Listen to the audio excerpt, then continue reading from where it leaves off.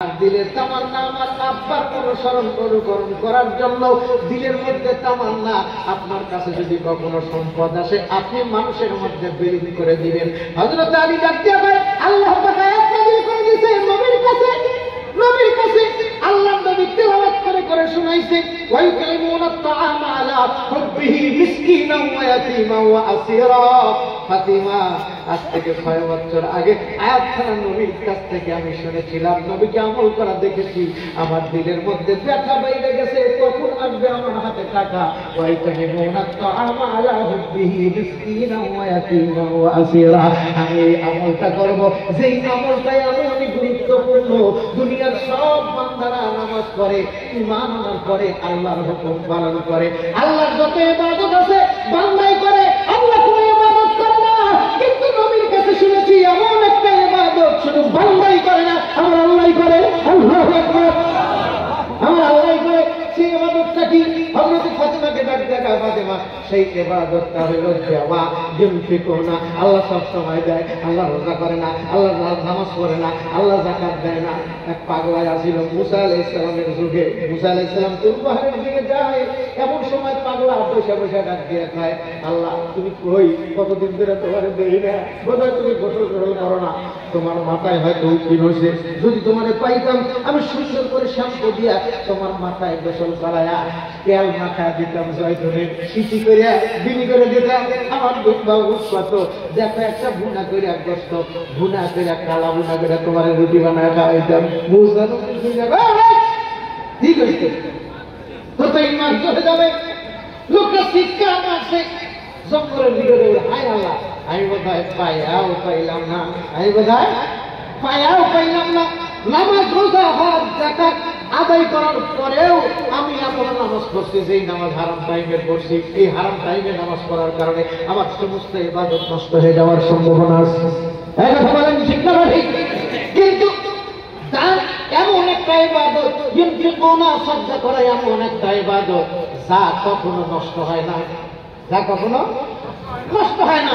আমরা বিদেশ থেকে এখানে আসছি, আলহামদুলিল্লাহ আপনাদের পক্ষ থেকে কামাই বুঝি আপনারা সকলেই করেন। নামাজ রোজার মধ্যে ত্রুটি বিচ্যুতি থাকতে পারে, কথা বলেন ঠিক না? কিন্তু 10টা টাকা যদি একটা মানুষের ইতিম মিসকিন আর অসহায়ের হাতে পড়ে থাকে, তাদের সহযোগিতার জন্য পড়ে থাকে, হতে পারে এই দানের বদৌলতেই আল্লাহ পাক রব্বুল আমিন দুইটা পুরস্কারের অধিকারী আপনাকে আর আমাকে বানায় দিবে।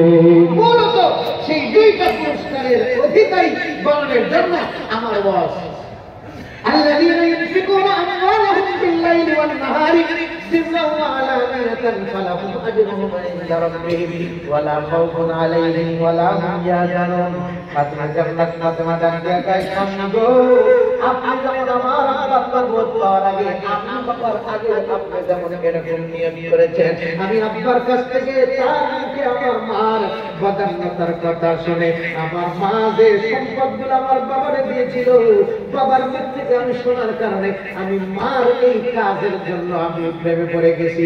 আমি সেই সময় নিয়ত করেছিলাম আমি একদিন বড় হব, বিবাহ হবে, আমার যে স্বামী হবে আমার কাছে যদি এরকম সম্পদ আসে, আমিও আমার মার মতো, আমার মা যেমন বাবারে দিছে আমি তেমনি আমার স্বামীর হাতে আমার সব সম্পদ অর্পণ করে দিব। আর আমার দেশে কত আছে না এরা দিব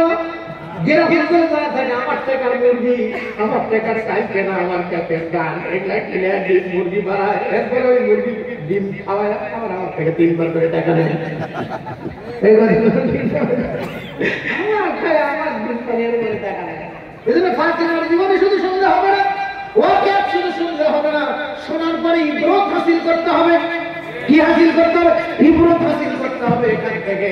যদি আমরা ইবরত হাসিল করতে পারি, ফাতিমা ফজওয়ালা জান্নাতের সরদারি, তুমি যদি তার সঙ্গে জান্নাতে যাইতে চাও, ফাতিমার মতো সিরাত সুরত আর আখলাক তোমাকে ধারণ করতে হবে।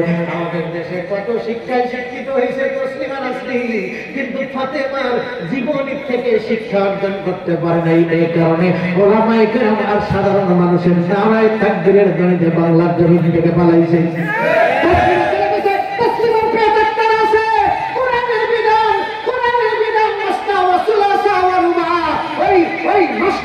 কেমন বলেছিল 4টা বিবাহ মানি না,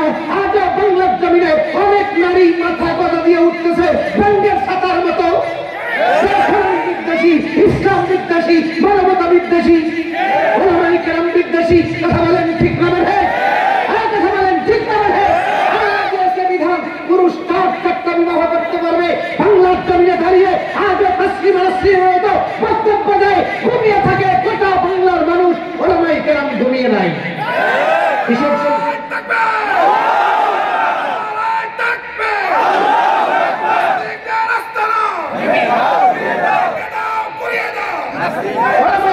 কেন ঘুমায় না? এই না ঘুমানোর পিছনেও একটা কারণ, যেই কারণটা হলো এমন একটা ইবাদত, যে ইবাদত রাতে দিনে গোপনে প্রকাশ্যে রিকশাওয়ালা থেকে ভ্যানওয়ালা রান্নাঘর থেকে পার্লামেন্ট পর্যন্ত প্রত্যেকটা জনসাধারণ আমল করে, আর সেই আমল করার একটা নাম হলো দিন বা কর্ম। কারণ এই আমল আপনারাই করেন, আমরা যারা বলবি বাপের যেটা একেবারে আলাদা বেটা এটা বলি ভাই বলবি করে অত টাকা পয়সা নেই। একজন রিক্সাওয়ালাও চিন্তা করে আমার আখেরাতের জন্য আমি 5টা টাকা সাজা করি।